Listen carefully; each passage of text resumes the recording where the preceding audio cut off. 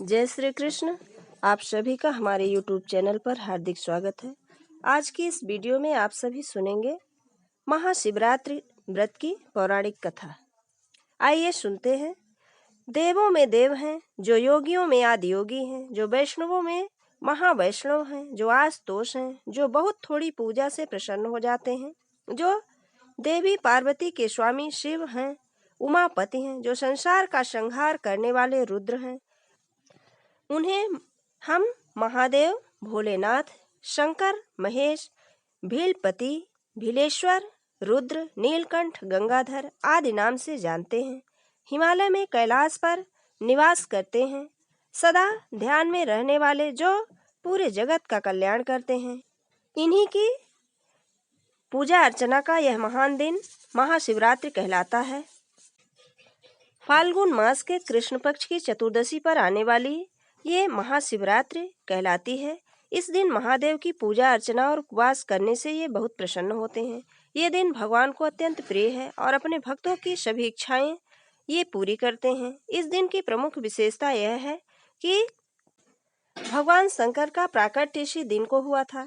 इनका विवाह देवी पार्वती से भी इसी दिन हुआ था। महाभारत का युद्ध खत्म होने के बाद महाराज युधिष्ठिर अपने चारों भाइयों और पत्नी द्रुपद के साथ रणभूमि में पितामह से मिलने जाते हैं। उस समय भीष्म पितामह उन्हें उपदेश देते हुए वे राजा चित्रभान की कथा सुनाते हैं। एक बार राजा चित्रभान अपनी पत्नी और परिवार के साथ महाशिवरात्रि के व्रत का पालन कर रहे थे। उस समय ऋषि अष्टावक्र उनसे मिलने आते हैं। उन्होंने देखा कि राजा शिवरात्रि व्रत का पालन कर रहे थे।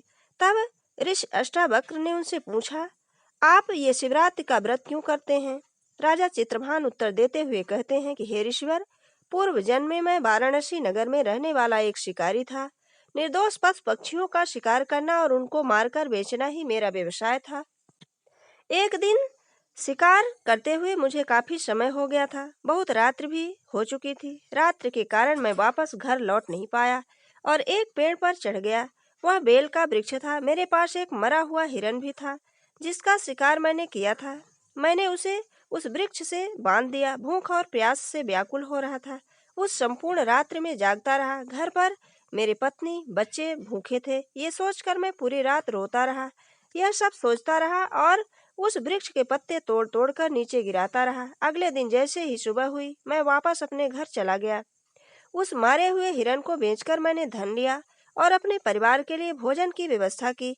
बिना भोजन किए हुए पूरे दिन और पूरी रात बिताने के बाद जब मैं घर गया तो वह एक अतिथि हमारे द्वार पर आए जिन्होंने मुझसे भोजन की मांग की। मैं उन्हें पेट भर भोजन कराया और अंत में स्वयं ही भोजन किया।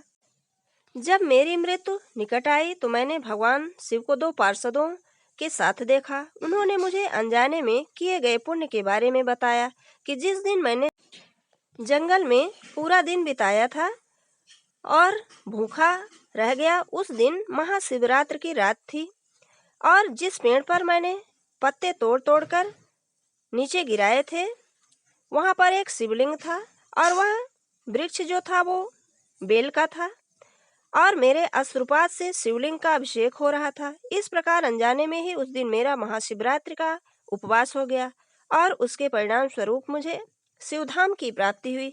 अनेक वर्षों तक मैं वहां रहा और अब मेरा जन्म राजा चित्रभान के रूप में हुआ है।